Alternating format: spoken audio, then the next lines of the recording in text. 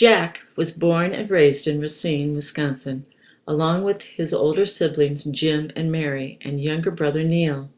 His childhood was filled with friends, airplane models, and the big band music that he enjoyed throughout his life. Jack attended Horlick High School and also worked many part-time jobs before graduation. Exhaust pipe bender and driving a fish truck to Chicago generated the most stories.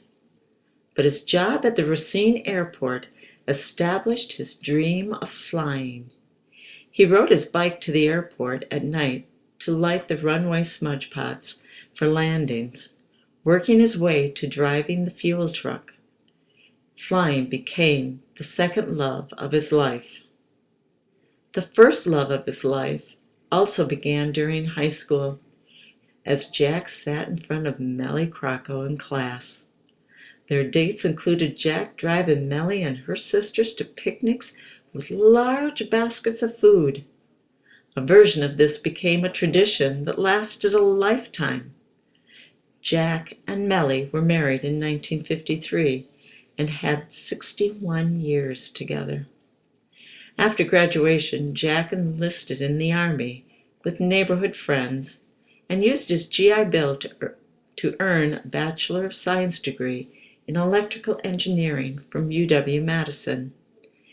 His early years of married life included full-time college classes and 2 children, all packed into a 38-foot trailer.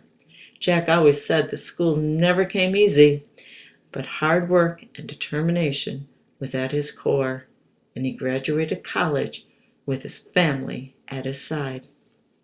Jack was hired by Snap-on in 1958 as their first electrical engineer to design and develop their automotive test equipment and build the new electrical department. Jack was promoted to supervisor and manager during his 31-year career with Snap-on, which took him from Kenosha to Algonia and finally to East Troy. Jack was dedicated to his career even in retirement, where he worked with Gene Olson at the Snap-on Museum, which featured the company's earliest prototypes, some of which Jack designed. During those early days as a Snap-on engineer, Jack and Melly helped build their first home in Kenosha, with labor contributed by family and friends. His dad laid the block foundation and plastered the walls. Brothers Neil and Jim and in-laws Tony and Dwayne helped with framing, while Bob Smithson completed the wiring. When Jack later helped Bob change out a bathroom sink one afternoon, the 2-week job that followed, including floor joist replacement, was termed the Smitty. Now the definition of a cascading cluster of remodeling failure. Jack passed his knowledge to his children, helping Carolyn remodel her first home and helping Rich with his Austin addition. During it all, we feared another Smitty. Dale has learned to hire others. Jack's enthusiasm for modeling started as a child. He believed that your hobby should not become your job, or they'll feel like work. He started building planes, then boats. Hours were spent at flying fields with what would become lifelong friends. Next was free flight, leading to new flying fields and friends with the Bong Eagles. His club provided contests and the programs that encouraged grade school kids to also dream of flying as he did. Jack's favorite hobby began in 1981 after earning his pilot's license, flying his Cessna 172.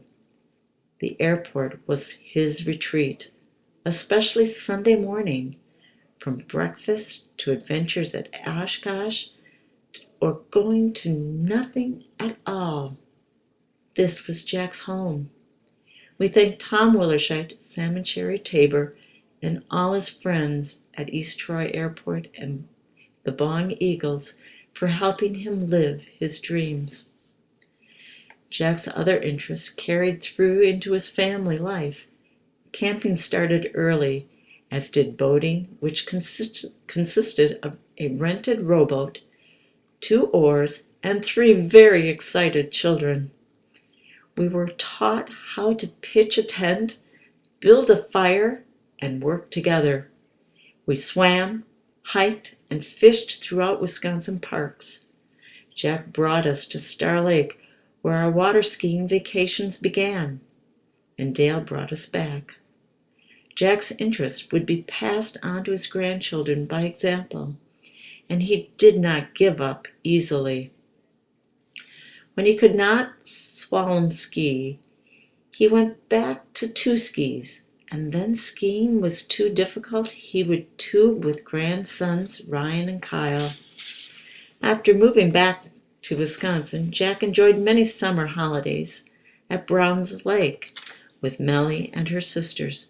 Tony and Tony hosted weekend picnics with too much food from Phil, just enough sun, and lots of family. Boating started with tubing and advanced to skiing lessons for nieces, nephews, and their children.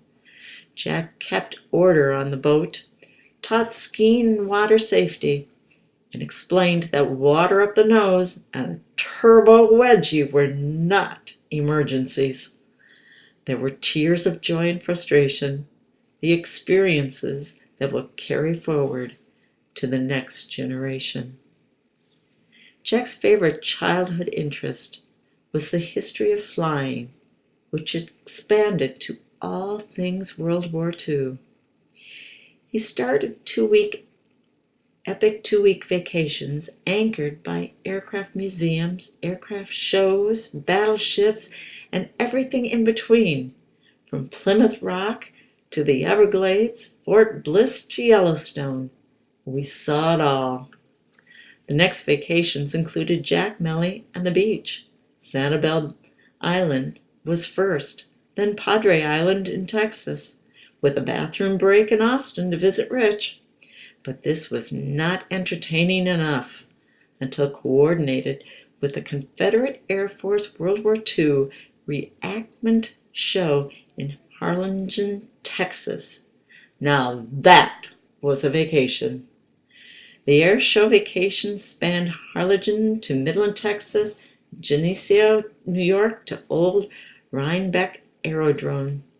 Trips to Johnson City, Tennessee for national free flight contests were added later, with bathroom breaks in Kentucky to visit Glacier Girl. After visiting Glacier Girl 6 times, Melly reluctantly gave up her seat to lifelong friend Joe Adamek, and later Tony Italiano. Recently, his bucket list included any ship or plane not yet visited. It was a short list. The USS Arizona and the Mighty Mo came off the list last year with his trip to Hawaii with Tom. Jack found most of what he loved early in life and kept all that he loved as close as possible for his entire life. Melly, his first love, his children Rich, Carolyn, and Dale, and their spouses Jean, Keith, and Susan, his granddaughter Jackie with her husband Casey, and his yet-to-be-born great-grandson Sawyer, his grandsons Ryan and Kyle. Jack's family, friends, and interests filled his life with happiness and contentment. All will miss him.